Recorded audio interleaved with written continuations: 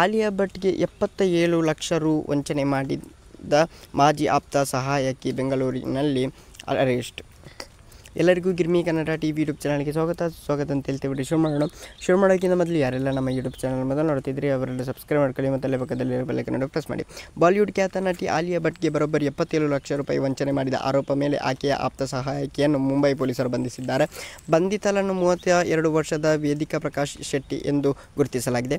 ಈಕೆ ಆಲಿಯಾ ಭಟ್ ಅವರ ನಿರ್ಮಾಣ company eternal sunshine production private limited ಮತ್ತು ಆಲಿಯಾ ಭಟ್ ಅವರ ವೈಯಕ್ತಿಕ ಖಾತೆಗಳಲ್ಲಿ ಸರಿಸುಮಾರು 76,90,000 ಅಕ್ರಮ ಎಸಗಿದೆ ಆರೋಪ ಎದುರಿಸಲಾಗಿದೆ.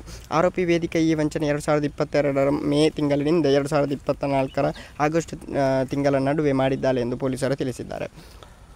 ಓಕೆ ಗೈಸ್, ಮುಂದೆ ಏನೆಲ್ಲ ಆಗುತ್ತೆ ಅಂತ ನೋಡೋಣ. ಅಲ್ಲಿವರೆಗೆ ಲೈಕ್ ಶೇರ್ ಸಬ್ಸ್ಕ್ರೈಬ್ ಮಾಡಿ ಅಂತ ಲವ್ ಯು ಸೊ ಮಚ್. ಇದರ ನ್ಯೂಸ್ ಇನ್ನೂ ಬರಲ್ಲ ಅಂತ ಅಂದ್ಕೊಳ್ತೇನೆ. ಇಲ್ಲಿಗೆ ಕೊನೆಯಾಗುತ್ತೆ.